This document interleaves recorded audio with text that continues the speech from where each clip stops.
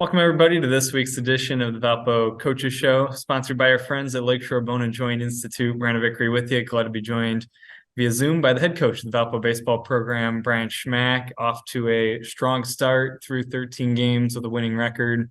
Let's talk about this start to the season. The program has clearly taken a step forward to play these warm weather teams and have good success early in the season. What factors have gone into that? What's led to your success so far this year? I think first of all, the ability to be able to get outside before the season started. Having the AstroTurf has really helped us, and it's allowed us to do that. The weather's been great, and we were able to get outside and get some reps, which we usually don't do. Obviously, I think we've got a little bit older team, and I think that maturity does help. I think they have different expectations within themselves, and I think that helps. As we start the season. So. I'm not saying I'm surprised that we're doing this well. I think we have the capability of doing that, but to see it working out this way has been really nice.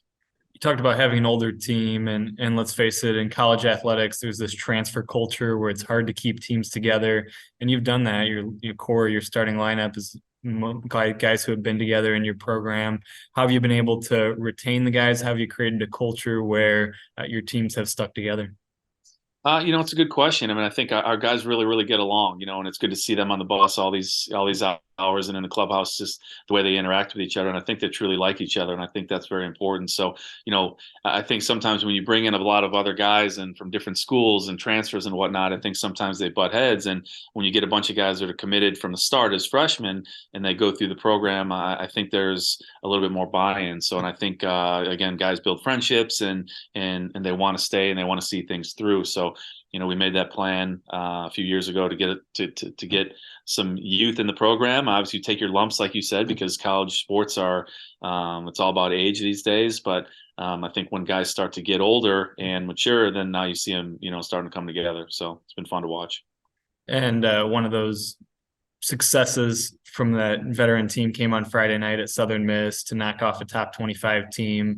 Let's talk about Jacob Rosencrantz and his performance on the mound. What'd you see from him on Friday?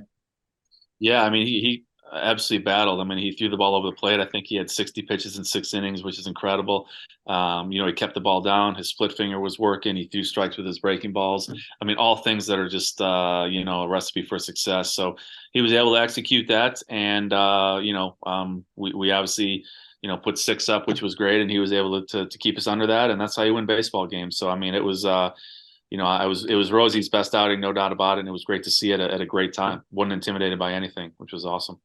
Another piece of your pitching staff and a big piece has been Connor Lockwood. Early in the season, he was the MVC pitcher of the week.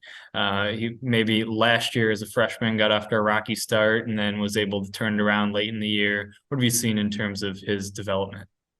Yeah, so he's always been a strike thrower. But I think, early on last year, he's probably a little intimidated. Coming in and facing these older guys, but he was throwing the ball over the plate, but they just weren't quality strikes and they were just strikes and they went a long way. I think his batting average against was almost 500. It was something you probably can't do again if you tried, So, but then I think at Notre Dame, he did really well and he kind of found his groove there and just gave him confidence doing well against that team. And he's taken off ever since. He went and played summer baseball and had a lot of success. And he's done nothing but the same for us: throw strikes, make quality pitches, and he's been able to have success that way. So his recipe for success, but also ours as well. And he's able to execute that. Now you got a little bit of time before the start of conference play, but it's right around the corner. Kind of time flies leading up to the conference season. What do you need to accomplish between now and next Friday to be ready to open league play at Indiana State? Yeah, we just have to, continue to get more consistent. I think if you look at the games that we've won, we've done certain things right. We have limited our walks. We've made very little errors. We've gotten on base via the walk. Competitive at bats. When we do those things, we win baseball games, and when we don't, and we win, we lose badly, and it doesn't matter who we're playing. So we have these great games, we have these bad games. We need to find that middle ground and be able to stay consistent because as the valley's a grind, and everybody knows everybody, and it starts next weekend, and we're looking forward to it. There is the head coach of the Valpo baseball program, Brian Schmack, scheduled to play a 3-game set at Omaha this weekend and then against Notre Dame on the road midweek next week, leading into that conference opening series at Indiana State. For all the latest in Valpo baseball, follow on social media or visit valpoathletics.com. We'll talk to you again next time on the Valpo Coaches Show, brought to you by our friends at Lakeshore Bone and Joint Institute.